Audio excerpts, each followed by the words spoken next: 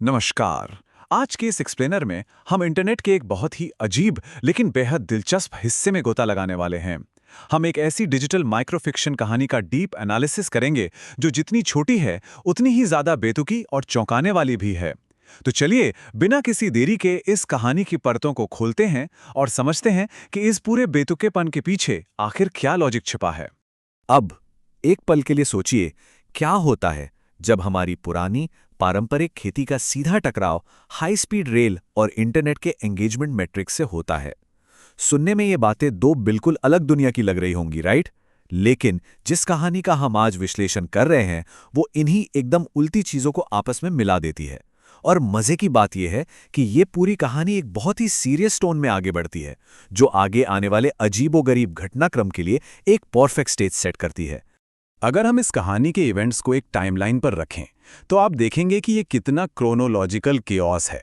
देखिए, पहले दिन पेड़ लगाया जाता है, फिर महीनों बाद उसकी फसल कटती है, लेकिन उसके ठीक कुछ पलों बाद ही एक भयानक ट्रेन हादसा होता है और फिर कुछ हफ्तों बाद एक नया जीवन सामने आता है। ये टाइमलाइन हमें बताती है कि इस छोटी सी कहानी में चीजें कितनी तेजी से और झकझोर देने वाले तरीके से बदलती हैं। चलिए अब सीधे इस कहानी के फर्स्ट एक्ट में चलते हैं और इसके सेटअप पर फोकस करते हैं। यहाँ पर कहानी की सबसे फ्लॉड यानी त्रुटिपूर्ण नींव हमारे सामने आती है। कहानी का बेस देखिए, एक दादी और एक बकरी मिलकर एक नींबू का पेड़ लगाते हैं, उसे पानी भी देते हैं। लेकिन जरा सोचिए, कहाँ? किसी सुरक्षित खेत में नहीं, बल्कि सीधे एक एक्टिव रेलवे ट्रैक के बीचों बीच। जानबूझकर ट्रेन की पटरी पर खेती करने का ये जो डिसीजन है ना, ये शुरुआत से ही खतरे की घंटी बजा देता है। मतलब कोई ऐसा क्यों ही करेगा? अब समय थोड़ा आगे बढ़ता है, पेड़ बड़ा होता है और हम आते हैं काम के अजीब बंटवारे पर। इस स्लाइड में जो कंट्रास्ट है ना, वो सच में बहुत दिलचस्प है। देखिए, एक तरफ दादी हैं जो बड़ा प्रैक्टिकल और इकोनॉमिक सोच रही हैं। वो नींबू तोड़ती हैं और उन्हें बेचने के लिए सीधे बाजार निकल जाती हैं। उनका ये कदम बिल्कुल लॉजिकल लगता है। लेकिन दूसरी तरफ बकरी को उसी चालू और खतरनाक रेलवे ट्रैक पर उस पेड़ की रखवाली के लिए छोड़ दिया जाता है। दादी का ये बिजनेस माइंडसेट और बकरी की ये जानलेवा ड्यूटी, इन दोनों के बीच का विरोधाभास इस कहानी को एकदम अलग ही लेवल पर ले जाता है। और फिर अचानक से कहानी की पेस बदलती है। वो पल आ ही जाता है जिसका डर हमें शुरुआत से था। इस पूरे डिजास्टर को स्टेप बाय स्टेप समझते हैं। पहला स्टेप, अचानक से ट्रैक पर एक बहुत ही तेज रफ्तार ट्रेन आ जाती है। दूसरा स्टेप, हमारी बकरी पूरी हताशा लेकिन पूरी बहादुरी के साथ उस विशालकाय ट्रेन को रोकने की कोशिश करती है।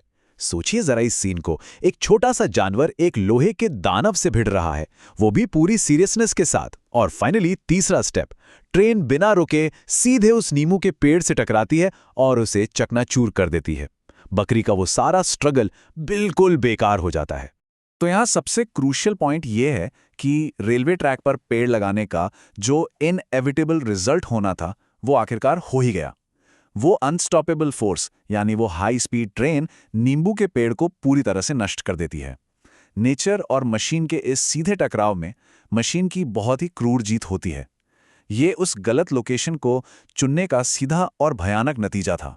अब आपको लगेगा कि कहानी यहां खत्म हो गई तबाही के साथ, लेकिन चलिए थोड़ा रुकते हैं। असली ट्रेजेडी और ट्विस्ट तो अब बाकी है। इस भयानक विनाश के कुछ समय बाद एक छोटा सा चमत्कार होता है। उसी टूटे और नष्ट हो चुके पेड़ के मलबे से एक नया छोटा सा नींबू का पौधा उगने लगता है। ऐसा लगता है जैसे कहानी एक हैप्पी एंडिंग की तरफ जा रही है, जहां नेचर ने वापस बाउंस बैक कर लिया है। एक नई उम्मीद, एक नया जीवन।